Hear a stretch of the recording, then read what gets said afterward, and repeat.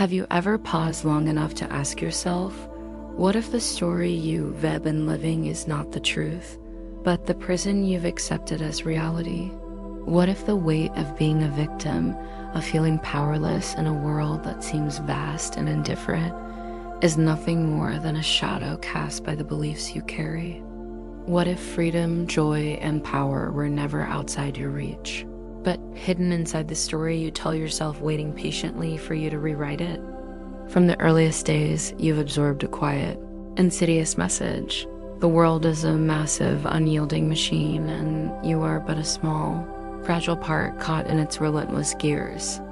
The whispers around you said that fate is a force beyond your control, that peace is as fragile as a flickering candle in the wind, and that your worth is not yours to claim, but something the world measures and often denies.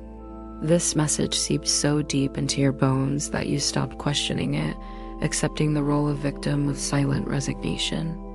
You learned to brace yourself against loss, rejection, disappointment, as if life were a stormy ocean threatening to drag you under at any moment. But what if everything you believed about your fragility, about your captivity, was a story you were never meant to believe?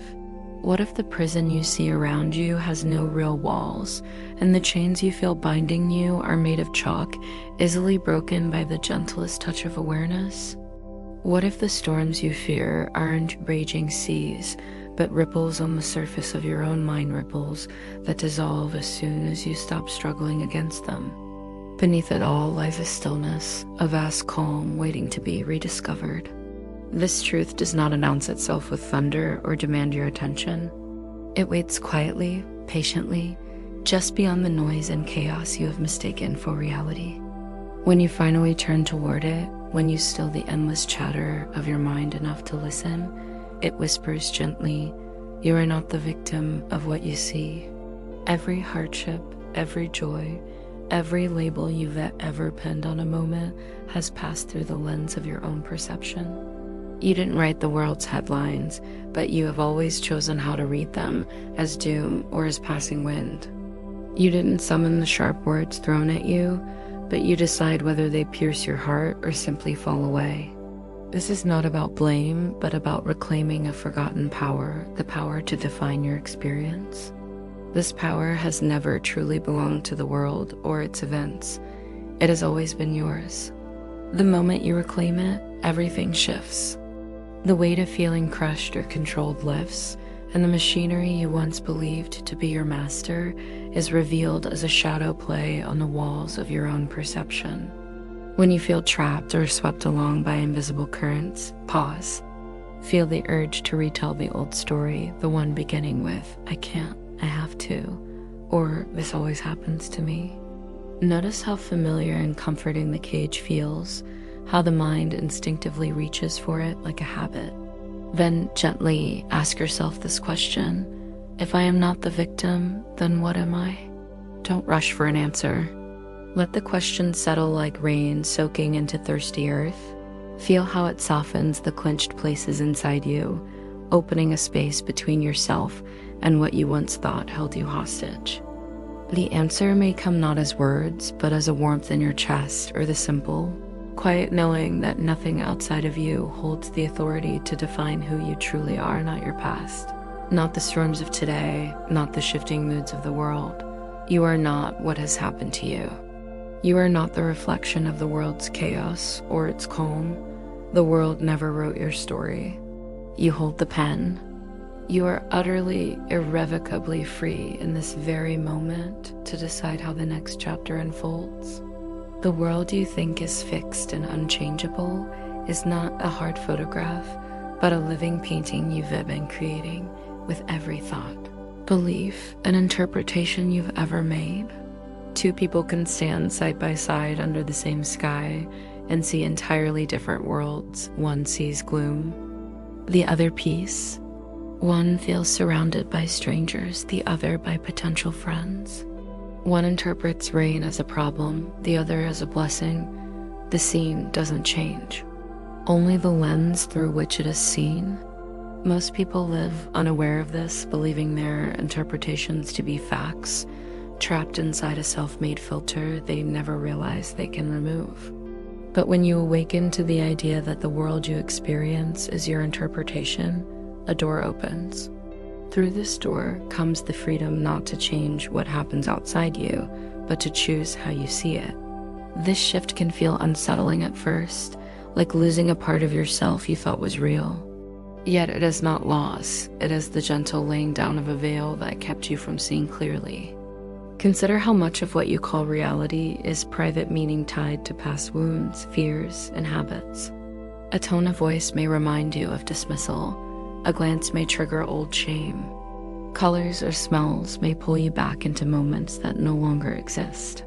These are not the world itself, but lenses they carried so long you forgot they were optional. When you pause and wonder, what if my view isn't the absolute truth? The grip of old stories loosens. The edges of your picture blur. A spaciousness unfolds, inviting you to create a new lens, one that reveals kindness where once you saw indifference, opportunity where you felt dead ends, freedom where you felt trapped. This is not blind optimism or denial of pain. It is the deeper recognition that you are the translator of life as raw facts into meaning. And if your translation has trapped you in fear, sorrow, or limitation, you have the power to rewrite it. Because if you made this world, you are not stuck with it. You can remake it. The world is not a mirror of your fears, but a canvas waiting for the light only you can bring. Transformation begins in the smallest moments, the fragile heartbeat before a reaction, the silent space where you dare to ask, what if I'm wrong? In these openings, certainty cracks, and a sliver of light pours through. Every choice to see differently redraws the contours of your experience. The faces stay the same, the streets are unchanged, but everything feels lighter, softer, less fixed. You begin to perceive kindness where once was indifference. Doors you thought closed begin to open. True freedom demands courage, the courage to face your inner shadows with curiosity, to ask yourself, what story am I telling that makes this moment so heavy? What belief underlies this pain? When you listen, the mirror within speaks, not with blame, but revealing the stories, fears, and wounds shaping your world. Much of your burden is borrowed, echoes from the past waiting to be released. This is not a destination, but a beginning, a turning inward with kindness and bravery. You awaken to the creative force within, the force that shapes not just how you see the world, but who you are within it. As your perception deepens, you shift from victim to storyteller, choosing the words, tone, and rhythm of your life's unfolding narrative. In this choice lies peace, not the absence of struggle, but freedom within it. The mirror you once feared is your clearest guide, reflecting the parts of you waiting to be known, healed, and set free. It is not merely a reflection, but a doorway, a portal to the quiet source beneath the surface, the essence untouched by pain or past wounds. Crossing this threshold requires no special skill, only stillness and the willingness to surrender certainty. Here, the illusion of separation dissolves. You sense the invisible web connecting all beings, the shared pulse beneath every heart. This is not a thought, but a living experience, a presence that has never left you. From this space, old patterns loosen naturally, fear softens, grief becomes gentler. You become less reactive, more anchored in the stillness beneath life's storms.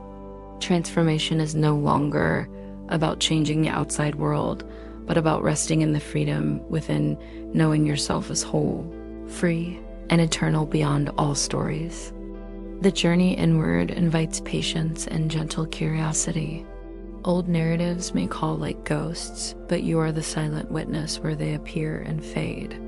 With this understanding, compassion blooms for yourself and others, softening the walls between self and other.